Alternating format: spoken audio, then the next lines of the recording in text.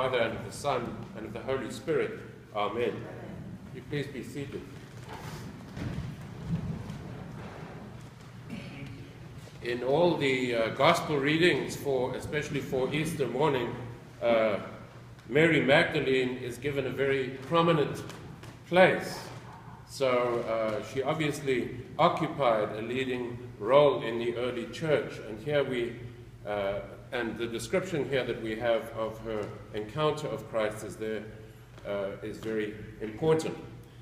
Back in the book of Isaiah, chapter 53, we have the sentence there, "Fear not, for I have redeemed you. I have called you by name. Fear not, I have redeemed you. I have called you by name." Mary Magdalene, people refer to her as, or suspect her, let's say, of being a prostitute, but the Bible never says that she had been a prostitute. So it's unfair, I think, to say the least, to say that that's what she was. But it does say that she had 7 demons, and we don't know what the 7 demons are, but there's some kind of shadowy element of some kind in her life. And I suppose if that is the case, it would be easy to think of her as somebody who might have some doubts about her own self-worth. And yet here she is. She followed Jesus to the cross. She and Jesus' mother and the disciple John are the only, and Clopas, the wife of Clopas, who was there, Salome, just the 4 of them around the cross. The other disciples, including Peter, had fled in fright and anxiety and so on. But those 4 women, perhaps with Mary Magdalene in some leading role, were around the cross. And here she is on Easter morning, the first to get there. And the first of the appearances of Jesus Christ are to Mary Magdalene.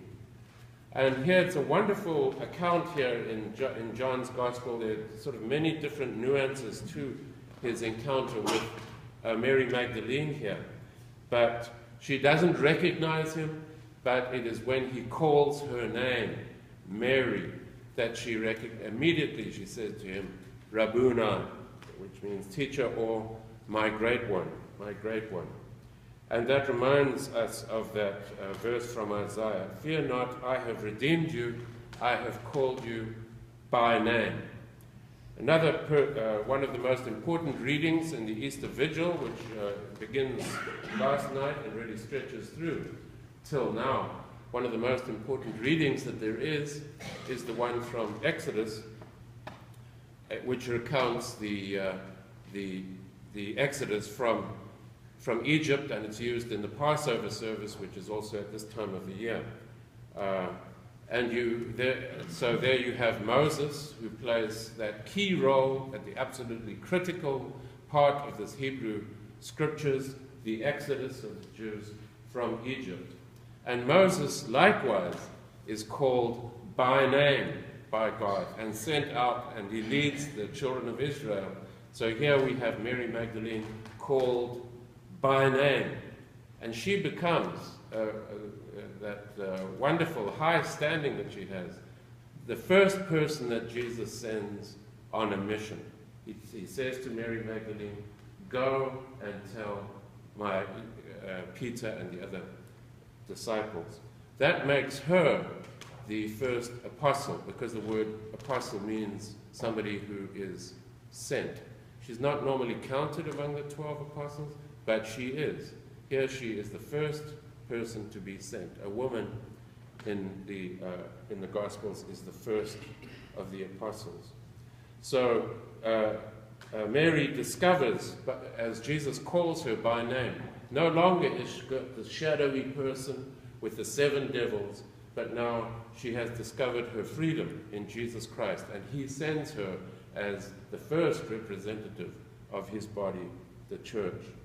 Charles C.S. Lewis wrote in his book Shadowlands how he had been hurt by the early death of his mother when he was 9 years old, but how his own faith had brought him out of the shadows, out of the shadowlands, into new life in Jesus Christ. And the same thing has happened here to Mary Magdalene.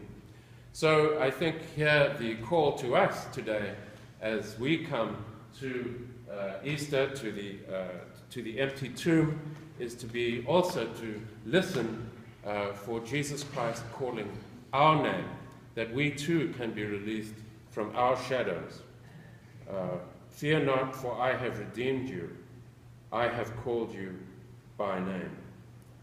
The sheep, in this gospel it says, the sheep hear his voice as he calls by name those that belong to him.